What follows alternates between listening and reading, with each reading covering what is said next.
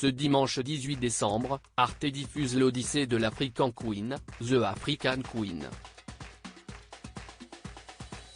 Le film signé John Huston, sorti en 1951, a connu son lot de péripéties. D'ailleurs, le réalisateur et Humphrey Bogart ont évité la maladie de justesse grâce à un rituel inattendu.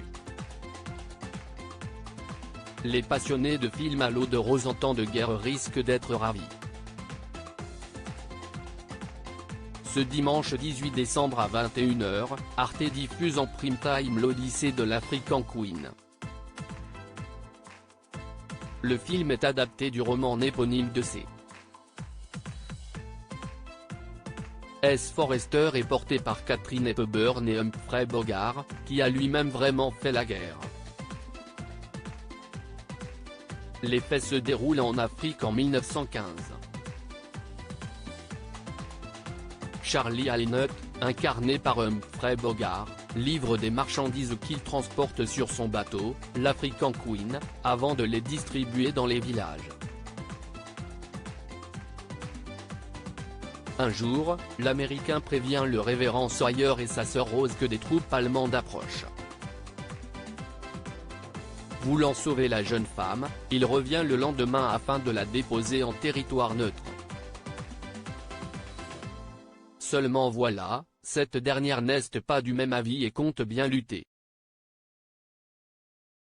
Elle l'oblige à descendre le fleuve pour rejoindre les Anglais. Humphrey Bogart et John Huston sauvés par l'alcool en 1950, l'équipe de l'Odyssée de l'African Queen s'est rendue en Afrique centrale.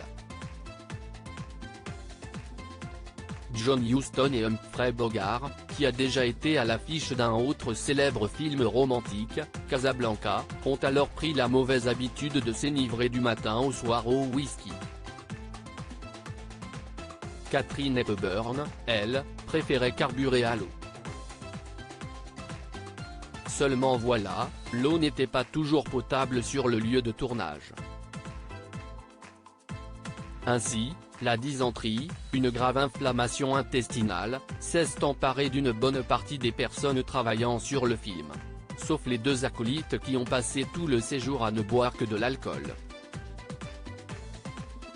D'ailleurs, le réalisateur allait même jusqu'à se laver les dents avec du scotch 15 ans d'âge. Ils font donc partie des rares personnes qui ne sont pas tombées malades. Une habitude que l'on n'encourage pas, bien évidemment. Rappelons que la consommation d'alcool peut être dangereuse si elle n'est pas faite avec modération. Un film inspirant pour l'anecdote, le bateau, l'African Queen, existe vraiment. En effet, il a même été construit spécialement pour les besoins du film à Lytham St Anne, en Angleterre. D'ailleurs, celui-ci a inspiré le bateau à vapeur qu'utilisent Donald Duck et ses neveux dans la bande dessinée La chasse aux crocos du Nil, publiée en 1988. Article écrit en collaboration avec 6 médias. À lire aussi Marlène Dietrich, Humphrey Bogart, Jean Gabin. Ces stars qui ont vraiment fait la guerre.